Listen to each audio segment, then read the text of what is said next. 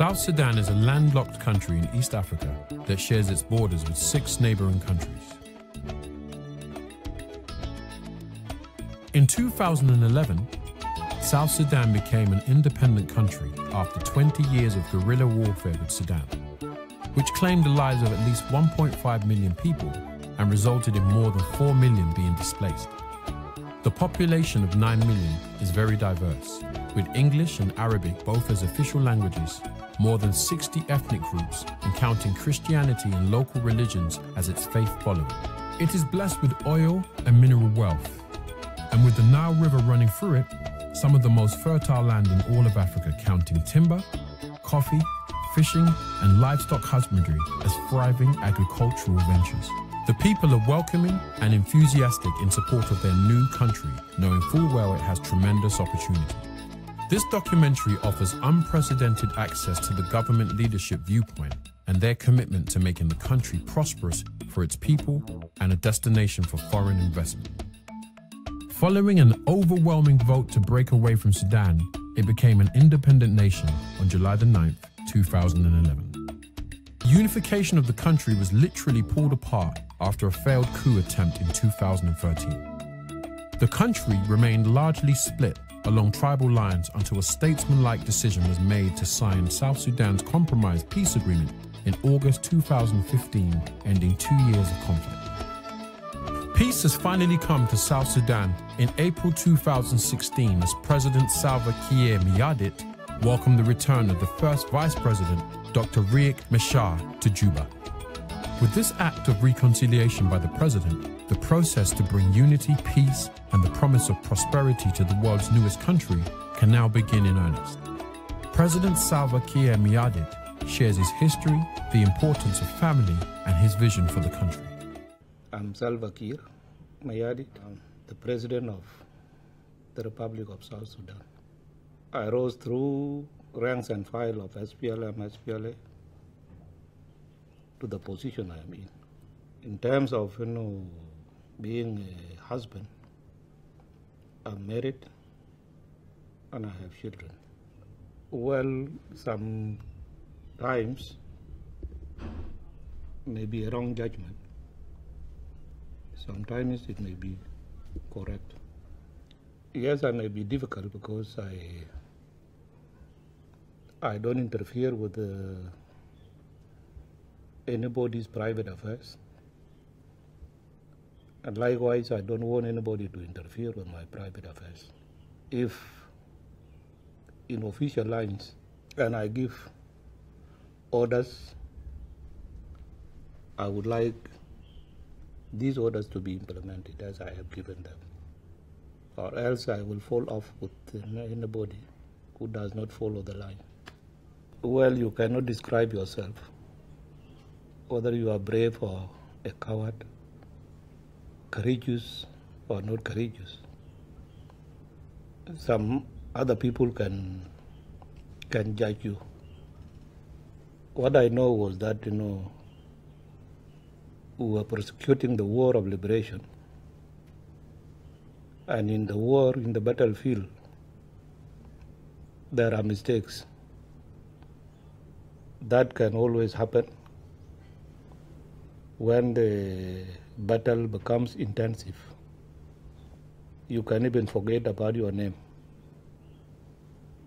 But in such instances, it needs, courage. So for a commander to take a decision. And especially there is nothing easy in the liberation struggle. Everything is always difficult. But it depends on the commander, how he controls his nerves, and by controlling his nerves, he can control the rest of his men in arms. So I cannot judge myself. The war is always a risk. When you go to war, you risk your life because nobody knows the results of the single battle before you come out. So it was a risk to everybody that was engaged in that exercise. When you are in action, you may be missed narrowly by a bullet or by a bomb, a shell from any mortar or from any recoilless, or even from the antinopes, the war planes that have been fighting with us. So these things happen in several areas. There are things that you do and for curiosity, and there are things that you do through anger. When I joined the struggle, the first war, I was very young. But what made me to run to the bush was that, the northern Sudanese, who were the police, the prison services, the army, were mistreating South Sudanese. And we lost many intellectuals in that way, especially in WAO, where in a wedding party, about 78 intellectuals by that time were all butchered in the party. That included some of our teachers. And some of our teachers were taken in front of us and tortured to death. So we saw that there was no need for continuing with these people. We marched to the bush, and while we were there, some went and met their fate. They died fighting, and after that, there was an agreement signed in 1972. That agreement was, was actually signed in a way that it gave a breathing space to South Sudanese. The second part of my being in the struggle, we never again put down our guns until 2005, when the agreement was signed in Naivasha in Kenya, and gave us the right of self-determination, which will be exercised through a referendum, and which happened. And so that, through the referendum, this is how independence came. Framed it from the beginning that we were fighting for a united, democratic Sudan, where everybody will be equal, and where religion will be separate from the state. We did it all, but knowing that the Muslims will not accept the separation of religion and state, and we press it on them.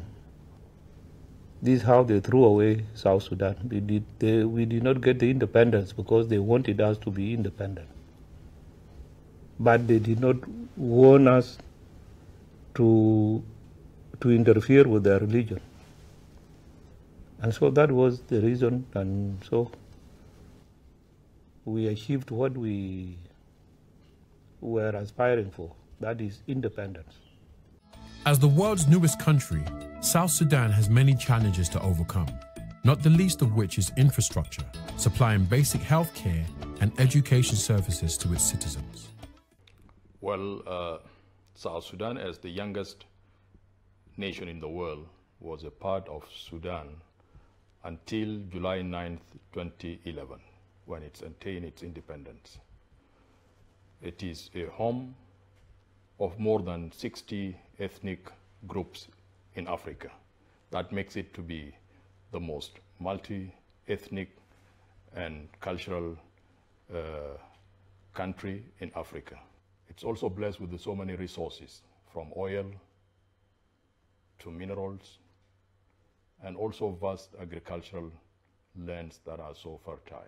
Because I'm a South Sudanese, I've been part of the struggle. And here I am at the stage of nation-building process. South Sudan has a unique history.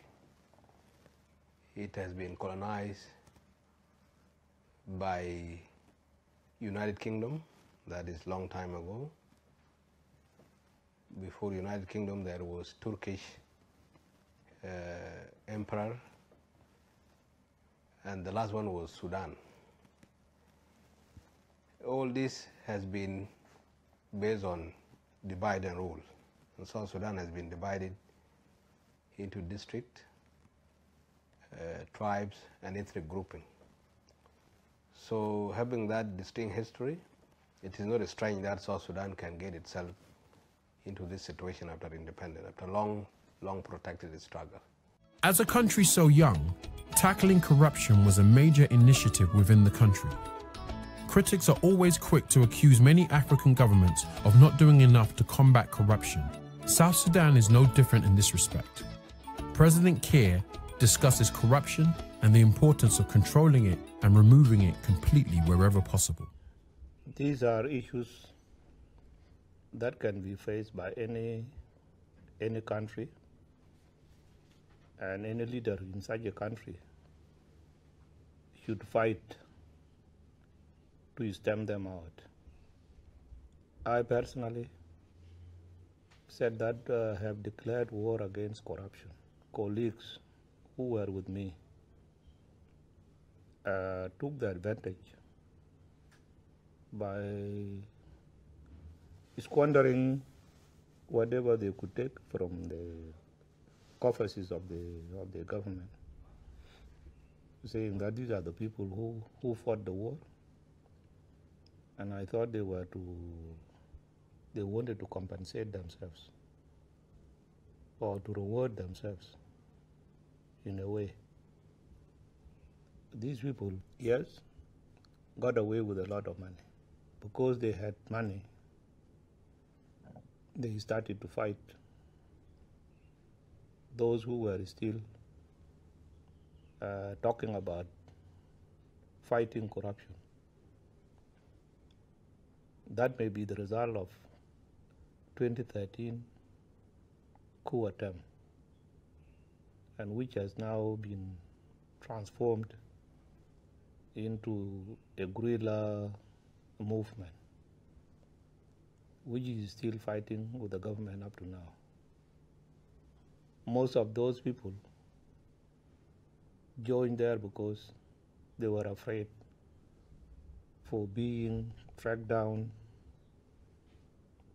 to be charged about the money they have taken. This is something that we'll have to continue with it until when corruption is stamped out in this country. As for the human rights abuses, again I can say that people are not the same. There are people in the organized forces who can turn criminals using their positions of having the government machinery in their hands. They can do it.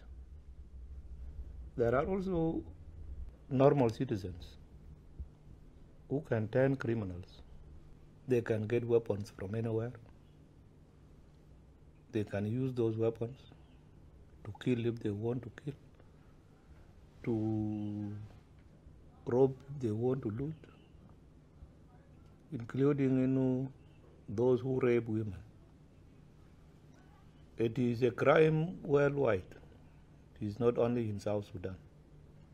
The magnitude of human and socio-economic destruction caused by the fighting is staggering. The mission of the armed forces must secure the country, but also help in the rebuilding efforts.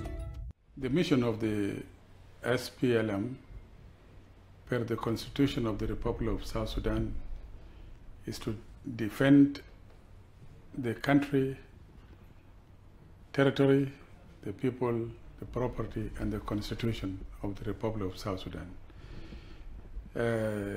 This mission will continue to be. The name of the SPLM will definitely change to become the National Defense of the Republic of South Sudan.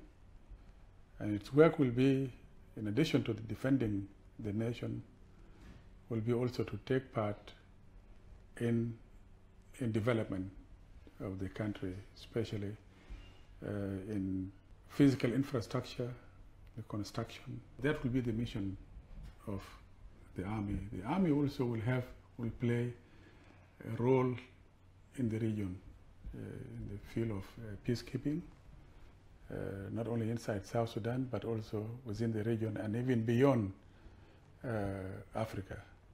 The effect of war has created immediate health and social welfare challenges. The most vulnerable will be the focus of the governments, which included those injured and the elderly. Women and children are the highest priority. Delivery of services is made much more difficult because of the lack of substantial road network. Well, the Ministry of Health, of course, its mandate is to ensure that the people of this country get the care that they need in the health sector. And to get there, of course, we have the obligation to develop policies that ensure the health coverage extends to every single individual in the country. And that, of course, is guided by a vision, which is we've got to have a population that is healthy and productive. And of course, with that vision, we develop policies and strategies that ensure that we cover the whole country. At this level, at the national level, our mandate, our role is to develop policies, quality assurance, and also procurement of commodities. Then this now goes down to the next level, which is the implementation level at the state and the county level. So in short, that's what the ministry does. Well, the Ministry of Gender mission is to provide policy guidance and effective service delivery, to coordinate, to facilitate, monitor and evaluate gender equality and women empowerment, the right of the children, the right of persons with disability and other vulnerable groups. And why was it established? It was to address historical imbalances which created under development for women in particular, and that also created imbalance in terms of their participation on the national issues and cultural practice that hinder progress in women. So this ministry was created to promote gender equality and also to empower women so that they can also take their roles in public life to build this country. What it means to be a lost boy is somebody who have lost both parents and is living in his or her own way of life.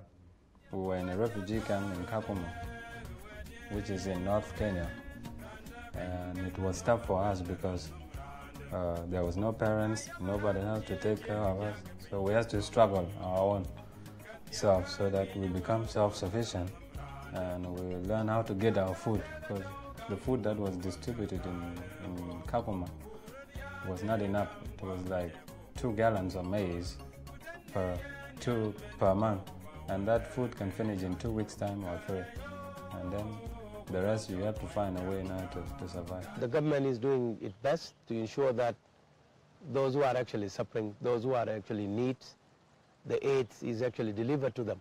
We cooperate with international aid agencies, and we give them maximum cooperation in order to reach the needy people in those areas. However, what we do not need to take the responsibility is the fact that as we still embark on the process of implementing peace agreement, there are a lot of bandits that are still operating aloof. They can kill and even attack aid workers, and that's a problem. And the government, you know, given the economic situation, you know, and that Juba was demilitarized, and you know, we have taken the army into an open. But last time we were told, you know, they will be helped in order to get water and get shelter. But we have to take them away because this is the only extraordinary agreement that the humankind has received, and so we have to, you know, we have to cope with. And you look at this, you will find that the government is actually doing its best to cooperate with the aid agencies, but the international community is actually responding slowly. South Sudan has many economic advantages, but it's also an economy that has 98% of its revenue linked to the sale of oil.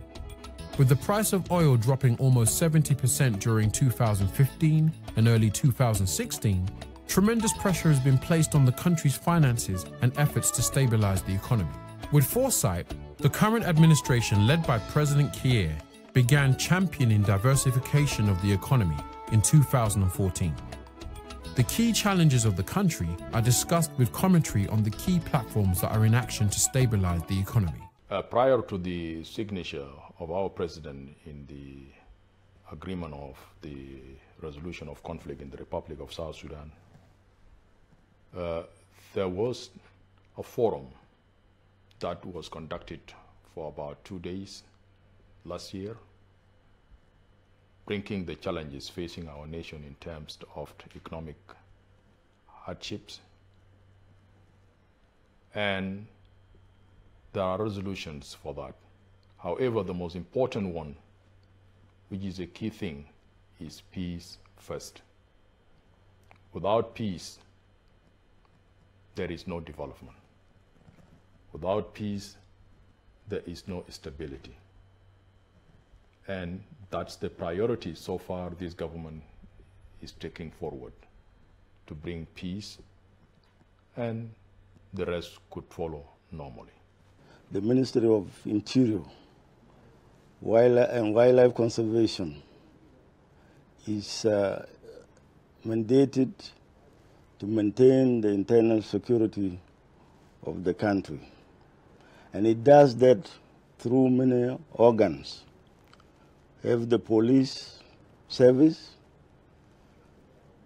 prison service, wildlife conservation service, civil defense in bracket fire brigade service, and we have smaller institutions like Refugees Affairs Commission, which is under the ministry, the Bureau for security, for community security and control of small arms.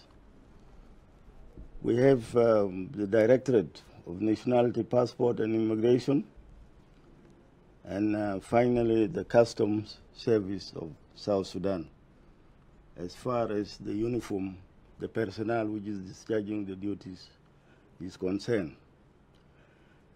All these organs have different functions, and all, when you add the aggregate, it comes down to the maintenance of internal security, where the country becomes stable, and then with the stability, developments comes up, because an stable country will not attract investors, and movement will not be easy. So the role of all these organs is to see that the country is stable, And the stability is led by the police organization, which protects lives and properties. And then the prison service works with the police in the criminal justice system, where the police arrest the offenders, investigate them, and commit them to court. Once the verdict is passed, and then the offender is sentenced, is taken to the prison service for the purpose of rehabilitation and reformation, such that the convict at the end of the term now can return as a good citizen, and also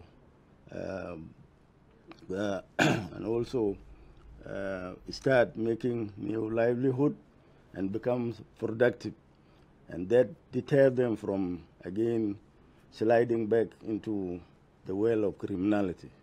The government is committed to using all available resources in building the country. Of particular note is the allocation of the Army's Engineering Corps for large-scale construction projects. The communication at the moment is still very, very poor, and we are addressing this through the regional integration. For example, we in the region we have become part of the East African community, in which the two armies will have to, the armies in the region will have to cooperate and communicate with each other so as to avoid and to preempt any situation that can undermine the security in the region. We need also to put an element that will have to confront terrorism should it arise, because terrorism now has no borders. They seem to be moving anywhere where there is weakness. So we want to consolidate in the region so as to prevent such a situation from happening. Disarmament of the civil population is also another element that we'll have to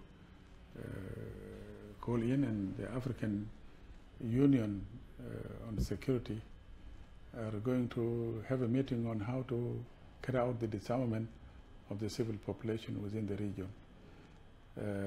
There are regular meetings, and they're going to be between these countries of the region,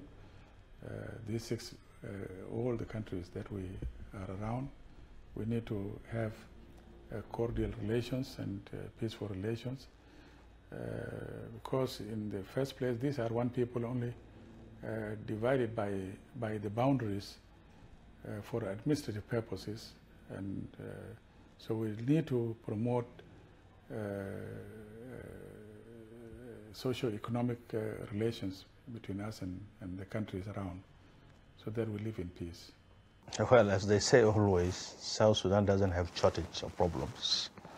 We have abundance of those, and of course, we cannot pick on all of them, but there are a few that we think they really matter in health.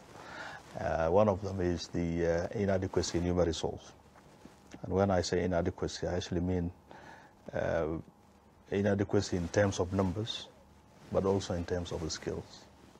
So we have very few skilled personnel, and that very much affects our healthcare system. That makes it one of the weakest. And as you go down from the top to the bottom, right from this level to the community, it gets weaker and weaker and weaker, to the point you don't find anything. So in most communities and villages, you wouldn't find a formal healthcare system. So we think this is one of our major challenges that we need to address to be able to strengthen our healthcare system. All other things likely depend on this. Infrastructure, that's another big challenge. We don't have the structures that actually befit what can be described as a hospital or a health facility. But of course, it is understandable. Yes, we always say this is a legacy of war. That's correct. But of course, having a skilled personnel would make it easy to plan, but also to implement projects that will eventually end up in having good structures in place. South Sudan had gone through a lot when it comes to underdevelopment. As such, when you talk of infrastructure, which is broad, when we came in 2005 after the signing of the CPA, what we call Comprehensive Peace Agreement, it was challenging. There was nothing in South Sudan in terms of infrastructure. Mainly I want to focus on the basic like roads infrastructure, which is the most vital and the most immediate need for people to connect themselves and to get going. But that time, the government tried with the development partners to put in place a plan, especially to link our communities, because you cannot do without roads. Mainly we call them feeder roads because South Sudan had never been experienced or lucky enough to have tarmac roads or asphalt roads. We always joke, our late leader John Garang will joke, South Sudan did not see tarmac since Adam and Eve. The only road that which is a major success is a highway. We call it highway because to our standard, it is normally Juba Road, 192 kilometers, that was constructed through the generous donation of USAID or USAID, the American funding, and we managed to successfully, 2012, finish the road, and it's the only link between South Sudan and the outside world, East Africa, so to speak, up to Mombasa. That's the only major success because now you can travel in less than 3 hours. It used to take more than 2 days because of bad road, but now it's the only critical infrastructure that we have seen. But in terms of standard road, but we open up so many feeder roads because all our 10 states, which are now 28 states, are connected with gravel roads, to speak. And we have been maintaining, we have done a lot as a government. And the development partners, we open up almost about 5,000 kilometers gravel roads in the 3 major regions. This is Greater Equatoria, Greater Upper Nile, and Greater Bahr el-Ghazal. So this is, in short, roads are the lifeline of every nation, or the communication to us. Roads means development, means security, means social cohesion, and so forth. Yes, the airport is now rehabilitated and given a facelift. You can see we have signed the phase 1, which is rehabilitation itself. The runway has been upgraded and extended to 3.1 kilometers at a cost of almost $60 million. That's the first phase of that airport. You go around, you see it, there's a lot of change, and people are happy about the runway. It is safer. You can now bring in big aircrafts, and now the next move is to do the phase 2, which is the tower. The current tower we have is very small and has nothing to do with the standard of ICAO, which is International Civil Aviation Organization. We don't meet the standard, and that's why we want to build about 30 feet tower. And technically, tower is the heart of the airport, where you have the traffic controllers, you have the equipment. All those equipments are now going to be installed. We'll have one of the important requirements that it is going to be 24 hours, so we have the lighting being fixed. We'll have the 24-hour operations after the completion of phase 1, probably by September this year. The airport is going to be fully operational like any other airport in the region. Some of the critical infrastructure, like we are in Juba and we're lucky to be along the Nile. You cannot conduct business without crossing the Nile to the west, to the east. So we have an old bridge that was built 1974. It was almost collapsing. We kept on maintaining it. The last maintenance was in February 17th.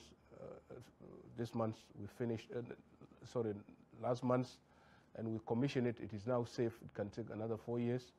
But the good news that through help from development partners, the Japanese government, through Japan International cooperation agency, JICA, gave us a grant of $110 million to construct a new bridge. We call it Freedom Bridge. It was launched on the 19th of March 2015 by His Excellency the President, and people were happy. Immediately they start working almost. There's a lot of progress. They have finished the temporal bridge, which you can cross equipments and so forth. It is going to last about 2.5 years. By 2017, towards the end of 2017, early 18, the bridge will be ready. So this is a big achievement, which is a big infrastructure for this country, because we need bridges. The Nile, we are along the Nile almost 1,200 kilometers from Numali to Kosti in Sudan. So we'll still need to cross the Nile so that we connect our communities. These are some of the, in short, some of the major achievements we have done so far as a government. Since the South Sudan became independent, which is now 4 years old, being under one system in Sudan, the system itself as a welfare system was not developed in South Sudan, but mainly was in Sudan. But right now there is an ongoing process of developing a real social welfare system. But while doing that, we are now responding in terms of putting legal framework in place to ensure that we give these services. And I think what we are doing is to ensure that a person with disability, like providing inclusive education for all in South Sudan. That means there is no discrimination in educations in responding to the needs of people with disability, because this ministry deals with people who are vulnerable. And then also providing grants for the children who are in school, who are not able to make it, so that we have a school feeding program with our partners and Ministry of Education. We also have projects for women empowerment, economic empowerment, that is being carried out as a pilot project in 3 states of Warab and Eastern Equatoria and Central Equatoria. This is what we are doing in terms of women economic empowerment. And we are now also preparing our budget to see that the social protections which has been put in place pass with 1% of our national budget is effected, so that it cuts across, so that services are rendered to those who need them.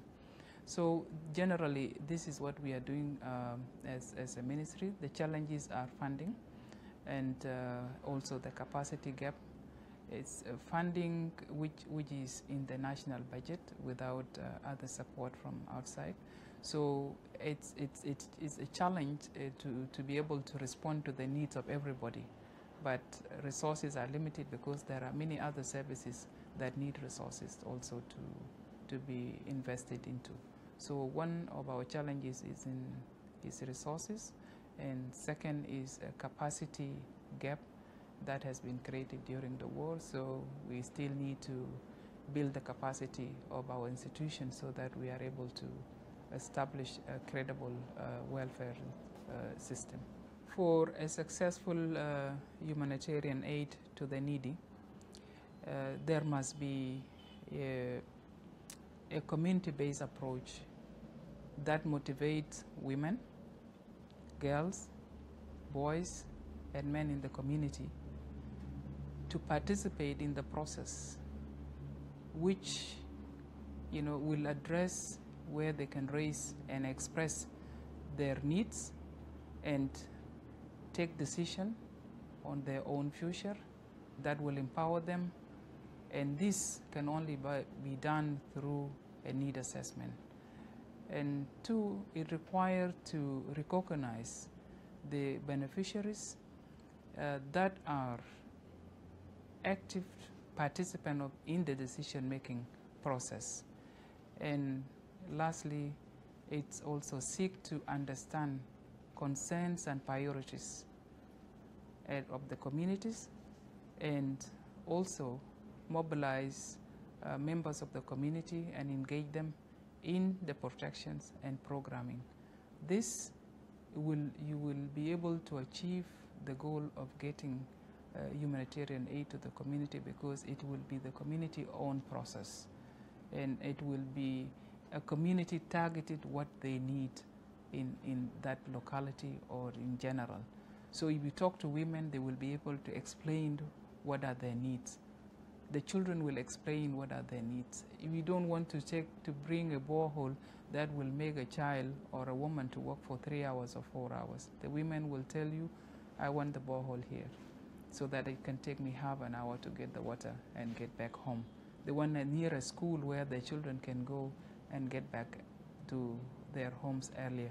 So the decision making process is very important, that communities are fully participant and stakeholders in terms of planning and in terms of making sure that humanitarian aid is addressing the needs and priorities of the community. This is exactly what we are thinking about.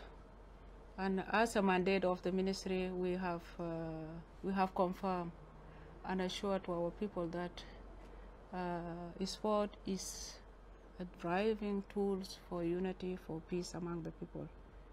And we have feel that since country got through the war, which is a civil war we are in, which is caused by us, in 2013 up to now, we have engaged the people to come together through sports, and we have many activities, and the people were very happy, specifically the youth. Why the youth? Because the youth are also the majority that used by others to be the tools of destroy, and they come together. The happiness thing that we feel it as a leadership is the games that our team has played with Mauritania in Juba here, and it was very wonderful. Even you cannot imagine that those people come together, and we have been seeing that outside, that we are people that divided themselves by tribes, and the people understand that South Sudan has only the 2 tribes, and we've shown to the world that South Sudan is not a tribal ground. Just only the tribes. If you have a tribe, it is a proud. Nobody can say that I cannot belong to one tribe. Now I'm a Dinka. I like my tribe. I have been married by Nuer. I like Nuer also, and then I cannot allow something to happen in my family. It was very happiness day. Me, I feel it that the sport can bring the Southerners together. One of the major challenges we have is related to issue of laws and policy when it comes to land acquisition in South Sudan. That's one of the challenges we have. And the other challenges is the challenge that we force to ourselves, which is the issue of war we have now, that make our economics a bit challenging for us to implement some of the projects. But once we establish laws for land acquisitions and we live in a peaceful country, then many of these challenges can go away. There are many successes to celebrate in such a short time, thanks to the commitment of the people involved. We have so many projects, but the key one, as I said, is Freedom Bridge. Almost will finished by the end of 2017, and the progress is almost 50%, and we're happy about that. The next is a corridor from Kenya. It's a road, we call it Coordination for Northern Corridor Infrastructure Road. It's coming all the way from Eldoret in Kenya. It's a joint project, so it will start from the border of Kenya in a town called Nadabal to Kapoita. Already World Bank has allocated about $80 million to that road, and then it will come from Kapoita to Torit. We are meeting the African Development Bank promise about $150 million US to that section, and then from Torit to Juba, or with a bypass called Nesito, because Juba already there's a tarmac. It is $170 million. It is financed by the government through loans from Exim Bank, Export and Import Exim Bank of China. We already secured the loan. So this is a big project of about 320 kilometers road that is linking the border of Kenya to Juba and then we'll go onward up to Rumbek, another 441. Already we are soliciting funding from Exim Bank, about 700 million US dollar. So this is one of the biggest projects that the government is keen to see that it must take place for us to continue connection. The other key projects is upgrading our airports, because we are a landlocked. Juba Airport is a priority project. By next, say, like next 2 years, we'll have a very good airport that can be audited by ICAWA, and we would have spent about almost 350 million US dollar to finish that project. We've got a number of success in different areas. One of them, of course, is the area of disease control. And if you take, for example, the poliomyelitis, which is a debilitating disease for children under 5, which results in paralysis and disability and death. For almost 7 years now, this country has been free of wild polio, and preparations are underway at the moment for certification. This, of course, is a success story to us because compared to other countries that existed well before us, like Nigeria, for example, Pakistan, they're still struggling with the eradication of polio up to this stage. So for us, in just a short period of time, say 10 years, from the Comprehensive Peace Agreement to this time, it's quite remarkable. And also, in the area of disease control, you may have heard about guinea worm disease, which is also another disabling disease with devastating effects on the individuals, but also on communities and the economy of those communities. In 2005, during at the inception of the then government of Southern Sudan, South Sudan was among the 4 or 6 countries that still has guinea worm disease, but actually leading by about 20,000, more than 20,000 cases of guinea worm, which accounted for about 98% of all the cases in the world.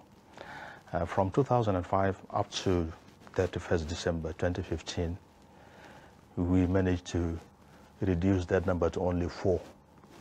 So up to December, we had only 4 cases of guinea worm disease, confined only to about 3 or 4 villages. Before, we had over 10,000 villages which were endemic. So this is also another success story. To this point, almost approaching the end of the first quarter of the year, we have not reported any case of the guinea worm disease, and we're looking forward to report a 0 case by 31st December 2016. In the area of maternal mortality, or maternal and child health, in 2006, when we carried out our first household survey to assess the health status of the country, South Sudan again was leading the whole world in the number of mothers and children who died during pregnancy, childbirth, or before they reach the age of 5 in their children. In maternal health alone, or maternal or mothers alone, if you have about 100,000 women giving birth in a single year, getting pregnant, giving birth in a single year, out of that about 2,054 would die either during pregnancy or during childbirth or immediately after childbirth due to complications or effects precipitated by the pregnancy. That now has gone down to about 730. This is also a remarkable success. And if we continue where we're doing, we look forward within the next 5 to 10 years actually to reach the regional average. That is an area we think we have done a lot of work. Of course, this wouldn't have been possible without investment in relevant areas like human resource and infrastructure. This just in short, a few things I can say, but we've got a good number of things that we can term as success stories. I could say, like other countries where maybe have not done, maybe they could be 100 years old, But South Sudan has proceeded to first look at the ratifications of international and regional instruments that promotes gender and child rights. And one of them we have ratified CEDAW, which is the Convention on Elimination on All Forms of Discrimination Against Women, with its optional protocols. We have also ratified a Child Convention, UN Child Conventions. We have also ratified the United Nations on the Right of the Child and African Union Charter on People and Children Welfare. And we have ratified the United Nations Convention on the Right of Persons with Disability. And we have also developed our national laws. One of them is gender policy that guide this ministry and the government as a whole. We have National Action Plan on UN Resolution Security Council 1325, been also on peace, on women and peace and security. We have also developed a standing operating procedures for gender-based violence 2014. We have passed and enacted Child Act 2008. We have Justice for Children that has already been done in South Sudan. We have also developed a policy for children without parental care. And we have a child budget responsive budgeting 2013.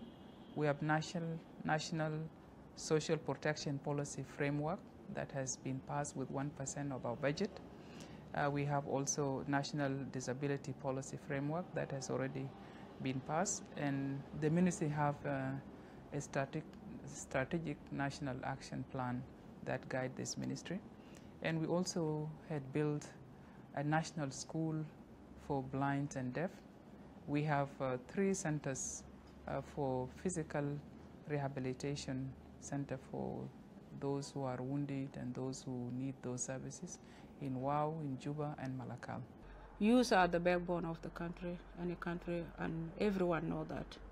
That's why the government of South Sudan, after independence, has created this ministry to take care and to concern about the youth of the country. And as we know, the majority are the youth, and they need to be empowered. And they need also from the government to cultivate the spirit of the patriotism in the country. As we gain our independence in 2011, for many reasons, we have split it from Sudan, and we have our own reason as a Southerners. We came together, and our vision is to empower our youth so that they can deal with the nation building. And the ministry is working hard to put things in order. While we are in a terrible situation in terms of financing the sector, but we have organized the youth under the one umbrella, which is a youth union. And the youth union is an implementing body for the government to implement the policies that concern the youth in the country. And to empower them, we cannot empower them without nothing. We are working hard to give them whatever they want so that they can empower it. What is the empowerment? The empowerment to give them the tools of the nation building. We have gained our country, we need to build our country. Without them, we cannot do something. That's why the ministry is there, according to our constitution, to deal and to take care of the youth of the country. With the ending of the current conflict, the army will have to take up the challenge of constructing the roads, which are vital for the delivery of good governance to our people. We are already cooperating with the Ministry of Roads and Bridges,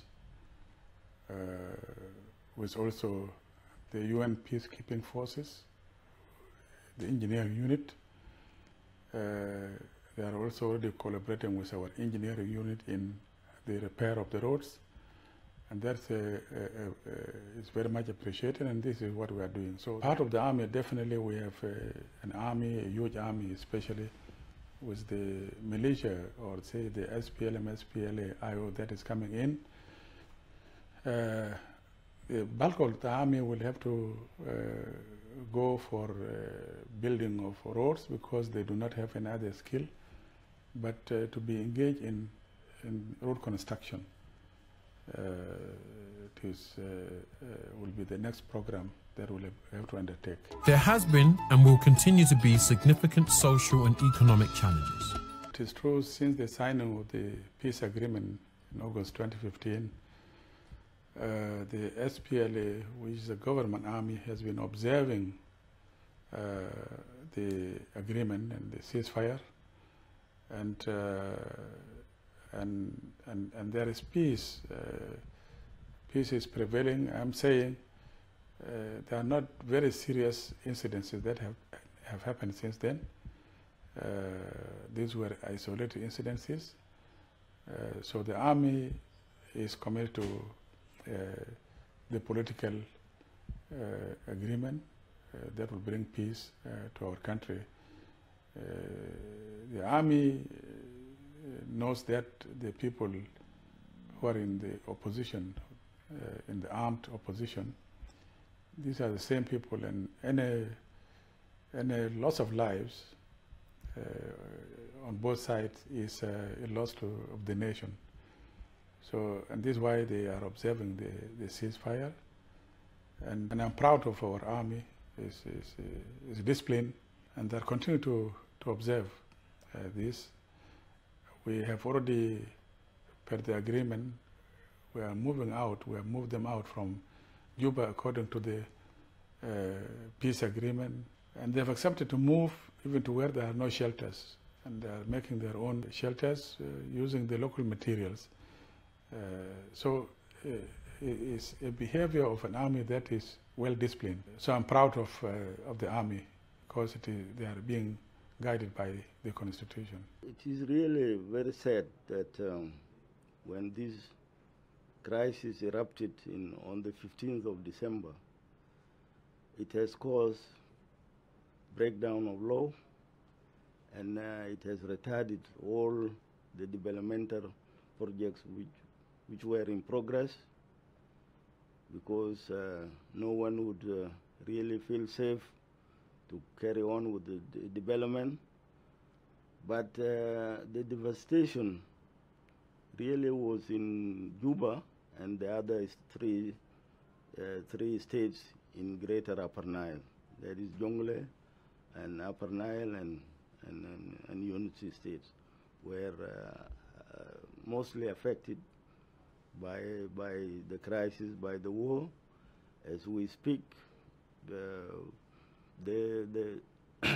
only resource which the country is dependent upon is the oil.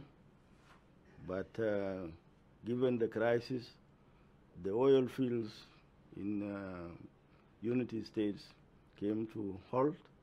Even the attempts of opening the refinery got halted, and also a damage was caused to other oil fields.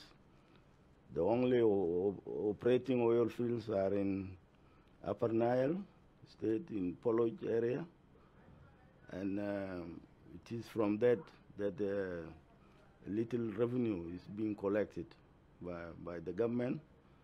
But despite that, the country was able to defend all this.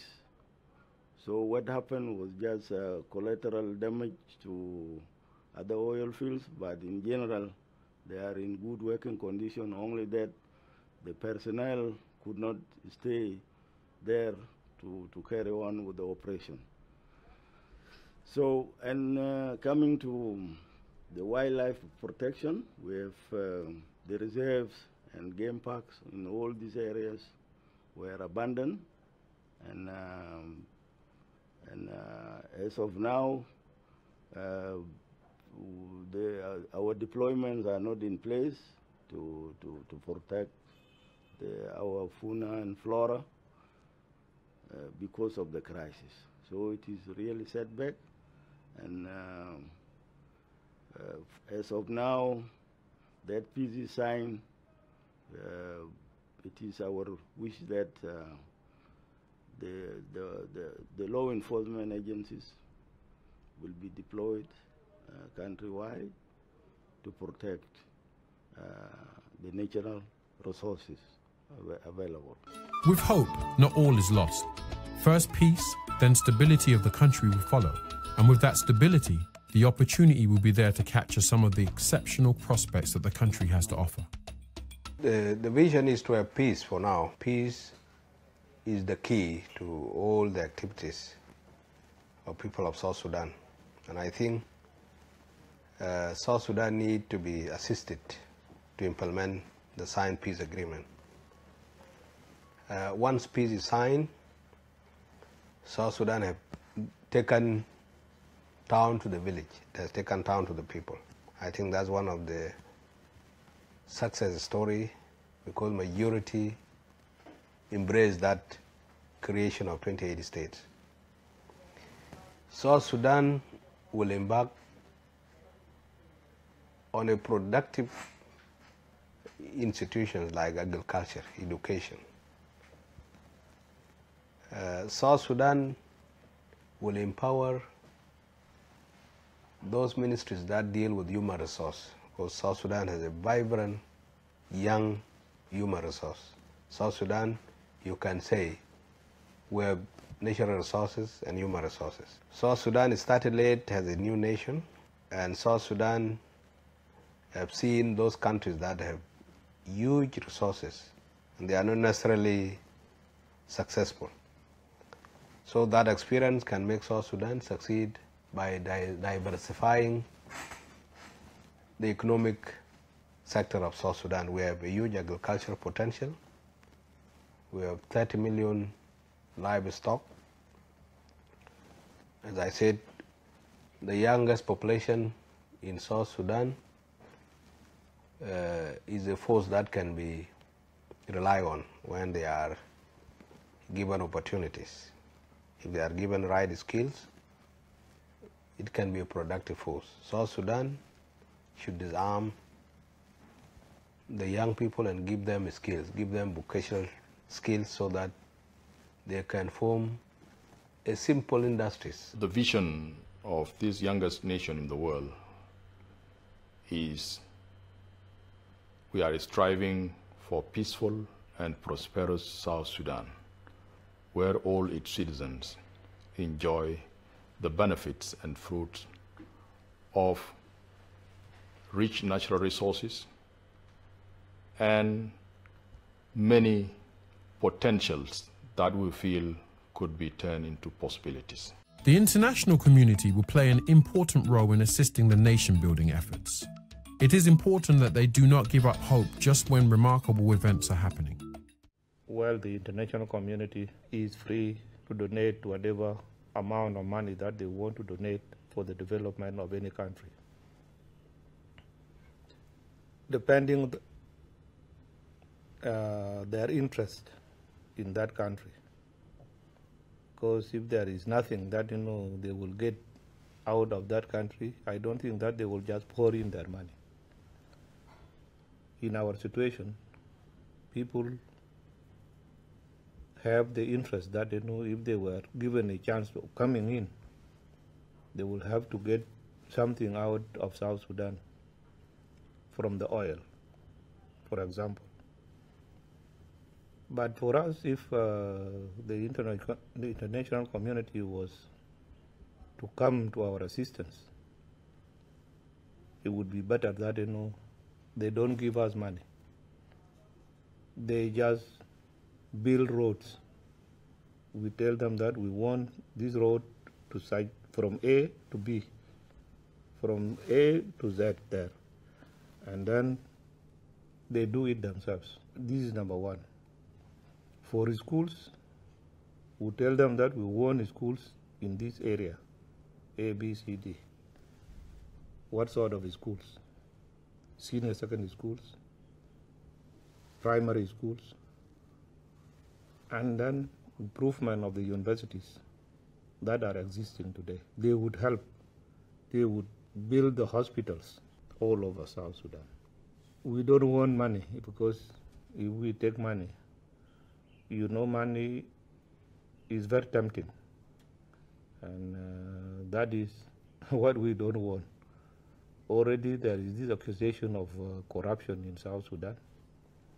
And so we would not want anybody's money to be squandered again like what happened to our own money. The diversification of economy is not, you know, only on oil. We have so many minerals, and which are not tapped. You can invest in mining, gold mining, because we have gold, we have uranium, we have copper, and we have many other minerals, which if they were to be exploited today, our revenue would come from different directions. Plus the land, which is 95% arable. And I don't think that, you know, we would have any problem. Plus the timber, we have this teak, we have mahogany, we have ebony, many other trees that we have in South Sudan. We have fish in the rivers. We have animal resources, wild and domestic, like cows. And so we don't see a gap really that, you know, we could just stay hungry like now that we are hungry. Things are available. Recently, since we got our independence in 2011, I was in another ministry, which is my field as a veterinary sector. I was a deputy minister of livestock in the country. And then I came in this ministry in 2013. But the most important things when I engage to thinking about how the sport can play a big role outside the country. Rather than play a big role inside the country. We know that the sport is a tool of unity and can bring the people together in terms of come together to have a peace, to joy, and many things that sport can play a role as a human being. And internationally we have engaged in several games. Last one we have participated in one of the country, which is Congo Brazzaville. We had South Sudan has participated, and the football activities is engaged too much outside the country. Now we have a plan to participate in upcoming Rio de Janeiro. We are preparing to participate as a country because we yet just recently we have become a member of Olympic Committee, International Olympic Committee. And we are ready for that. Even if we are within the challenges, that will not prevent us to participate as a country, because we have become a country, and we want to confirm to others that South Sudan is not only us, they are understanding outside that the people that they like fighting. No, we like also to participate like others. We like also to live like any country, and we like also to be known. We were one country, and we were a people that just only a source of resource when we were one country as Sudan. But when we become a country, we want to assure to all the countries that we are there as a people, and we have a potential as other people also, and the knowledge that the people have. You know, as we urge the international community to look at the sources of how the conflict started in South Sudan, and how best a solution could be found. As soon as we sit and we are allowed to sit as South Sudanese, we will be able to pull up together, because we have been here for thousands of years before the colonization that has demarked Africa, and we have been there. Now when you see media houses talking about this tribe or that tribe, it is like if they were created yesterday, those tribes. And it is like if, you know, the issue of tribe has never allowed countries to flourish. We have been there, we fought the war as tribes, but we managed to actually liberate ourselves. So we need to be given space if South Sudan has to be a viable country. We have to be given a space, and those who would want to help us from international community will have to understand first that 64 tribes of South Sudan are the source of their strength, not source of the weakness. The vision of the country is shared across the government. My dream for South Sudan, I'm proud of it, and the dream is to have peace, and should be peace forever, so that we do not experience again and the coming generations the political crisis that brought us again to our knees. I'm looking for South Sudan where children can move happily in the morning, going to schools, business people going to their business places, and even those farmers who do not have much moving to their farms with happiness. And the beauty of Mother Nature that we have is a great thing and a friend to all of us. We want to enjoy it. It's our home, and we must build it. We must take care of it. South Sudan, to as quick as possible, become a wealthy nation where its people will live happily and live in peace, where democracy will prevail, human rights will be there, a country that will be worth living in. We want our country to be like the best countries people would want to be in the world. This is our dream for South Sudan, and I think we can achieve it. To see our people in prosperity, peace and unity. Because to understand that what is the country and what is the human being, it is good that to be in peace, and it is be a one people, so that you can get yourself that you are enjoy with a country as a human being. This was my dream, and I'm still hoping that one day we'll become a people that we really gain our independence, because this was our hope, to have our own country that can give us our right, and we give the country the right also. That's a beautiful question. Since liberation struggle, since I was a kid, I had always dreamed about this country, how it will look like. And I want to see a peaceful South Sudan. I want to see a stable South Sudan. I want to see a prosperous South Sudan, where all the citizens enjoy the fruits of their liberation struggle. That's what I want to see South Sudan to be. Any person would want to dream. If you don't have a dream, you cannot go anywhere. As a young man, I've been dreaming that one day my country will be free and independent. I'm happy that I'm in an independent South Sudan, and I participated in a very small way during the liberation. I joined the war in 1983 and grew up, and thank God I'm alive, but we lost so many dear ones on the way of achieving this freedom. It was not easy. So for me today, despite all challenges, despite what we are going through, like this particular time when the economy is hurting and people are desperate, I'm still dreaming that South Sudan, first of all, I would want South Sudan to be peaceful.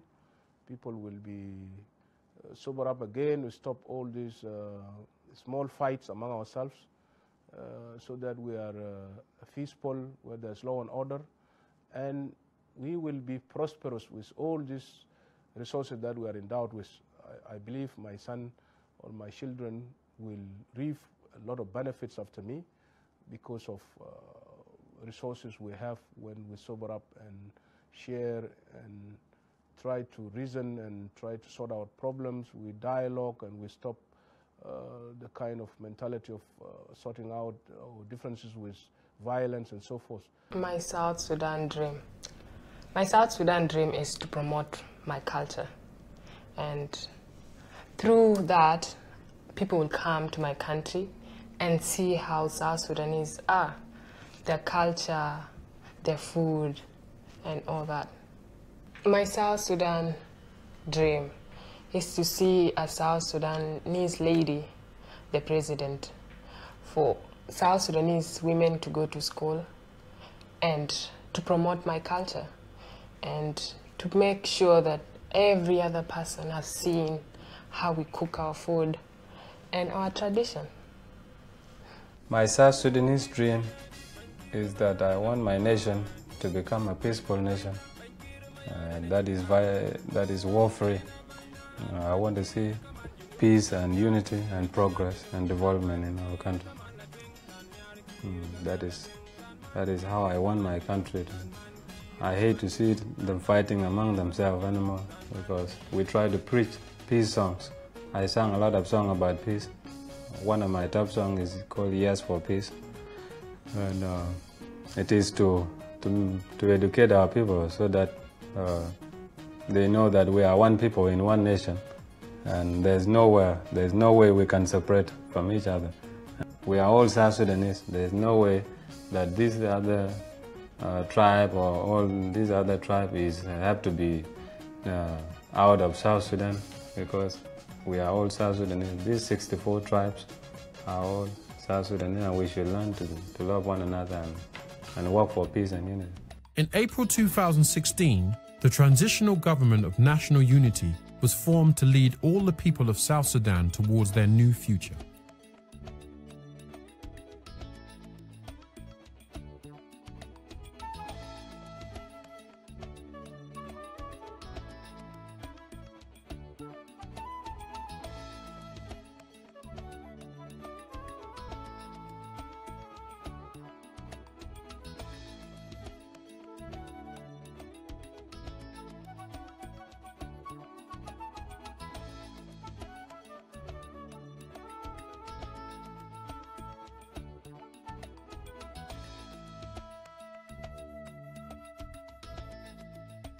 President Kiir shares his vision and how he views the critical challenges needed to be overcome so that the country can realize its full potential. It may not be my dream alone, because it is the dream of all the South Sudanese.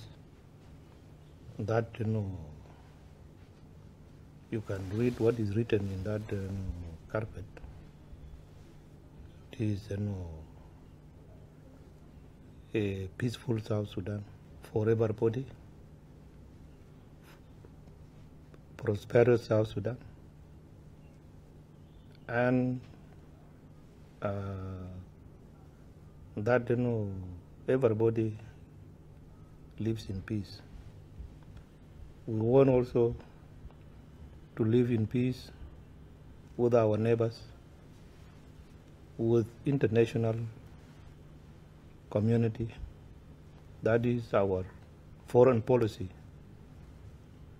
Says that we have to cooperate with all the nations, no exception, except if a certain country does not want to have relations with us. That is where we will fall short. Otherwise, we want to have good relationship with all the countries. Maybe there are countries accused of terrorism. We may be afraid of them also, but there is no restriction from us on our side. So we want a bright South Sudan with a very bright future for generations to come.